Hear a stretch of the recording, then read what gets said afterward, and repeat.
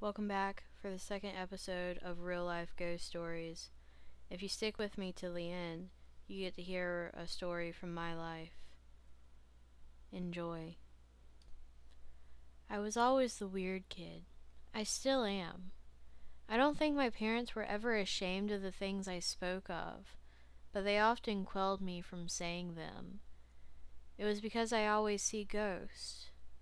I don't physically see them, but I see their outlines, and I sense them and where they are.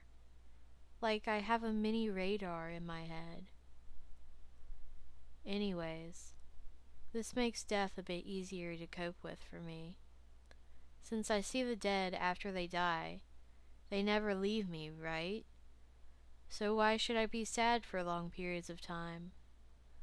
Unfortunately, this makes me appear heartless, especially at funerals.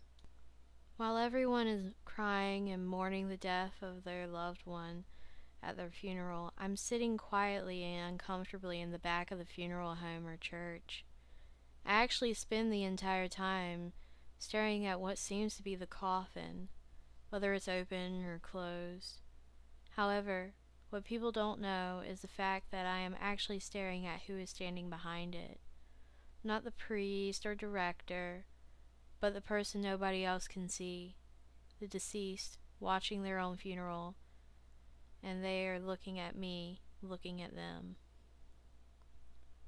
I think it brings comfort to them knowing someone can see them wave goodbye. They're never mad. Of course, I'm only talking of the most recent funeral I attended, as I didn't realize I could spend my time at funerals looking at the person who is invisible to everyone else.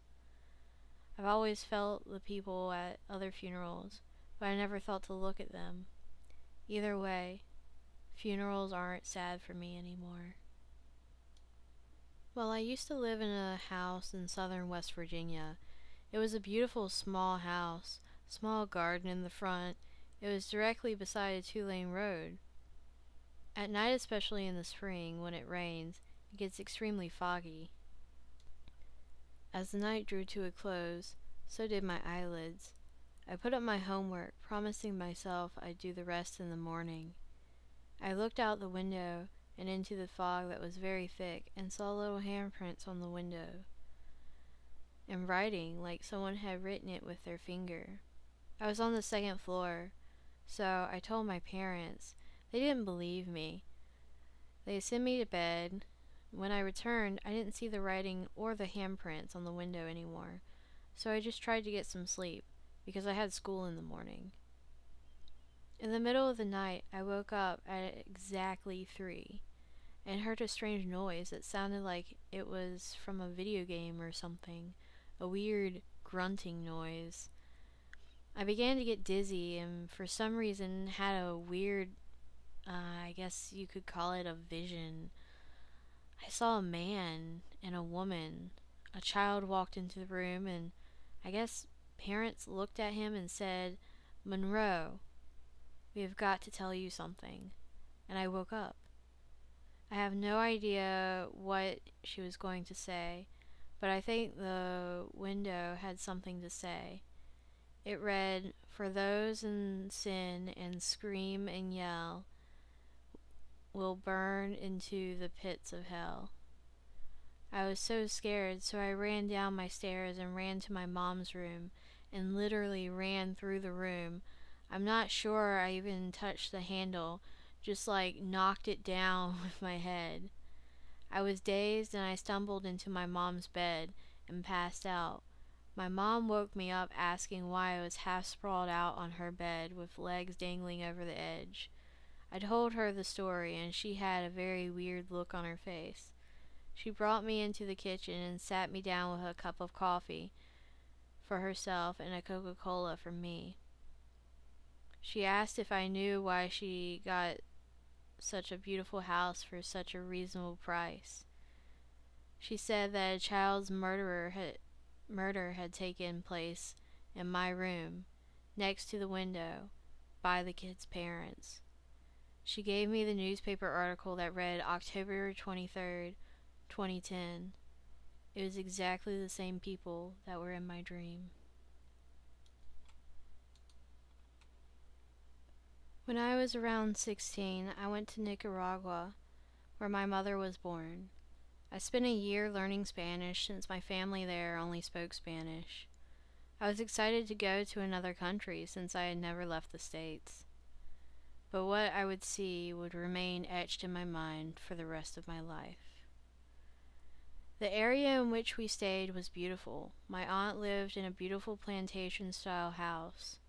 There were quite a few sugarcane fields that dominated most of the neighborhood where she lived. It was July 22nd. I only remember the date because it was my grandmother's birthday. The hot night began as any other. Everyone was eating, drinking, dancing, whatever goes on at a party. Later into the early hours of the morning, me and my two cousins, Connie and Roger, were hanging in their yard talking, when suddenly we heard laughter coming from the front of the house. The laughter of children. Knowing that the 3 children of the house were asleep, we dismissed it. A few minutes later, we heard it again. "Isn't it a little late for kids to be out?" I asked my cousin, who nodded in agreement. We decided we should scare them, since we were bored. We got our flashlights and proceeded to the front of the house. The laughter grew closer, and we saw 2 little boys running and playing down the road. We decided we would hide and jump out and scare them. Only it would be us who would be getting scared. They got closer and closer, their laughter growing louder. 1, 2, 3! We jumped out and turned our flashlights on and yelled, "What are you doing out so late?" The boys were not startled. They looked up at us. My blood ran cold. I couldn't breathe, and heard my pulse thumping loudly in my ear. They stood there staring at us. No more laughter. Blood was dripping down their faces. One had almost half his face torn off. Blood poured from their shredded clothing, and one was missing the fingers on his right hand. There was a gurgled cry, and then our flashlights died and the boys disappeared. As soon as the shock wore off, we ran into the house in hysterics, asking if we had all just seen the gruesome sight, hoping it was just one of our imagination. No, it was real. Connie and I slept together that night. The laughter again came from the road in front of the house, followed by the same gurgle scream. My heart was beating out of my chest, and my stomach was in knots. Finally, asleep managed to overcome me. The next morning, we were eating breakfast while my aunt and grandma were watching TV. "Oh God, how horrible," I heard my aunt say. Connie, Roger, and I got up to see what was on TV. That was so horrible. It was the news. They found 2 young boys mauled to death by wild dogs in one of the sugarcane fields. One was 10, the other 11 years old. They were killed 2 nights ago.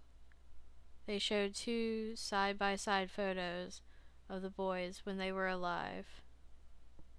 They were the same boys we saw the night before. This happened 5 years ago, but the memories are as vivid as that night. I said previously that I have my own personal ghost stories. Most of them have happened in the house that I live in now. The one that all my family will admit to have seeing at some point in their life was the man down the hall. He sat in a rocking chair and would just rock at the end of the hall, staring back at us. All of us kids admitted to it. My dad admitted to seeing him, but our mother, she wouldn't say that he was there. She would just say that we had really vivid imaginations and just pass it up. But if we all saw it, there's no way it could have been our imagination. He had to be real. And He can probably hear me right now, talking about him at the end of the hall.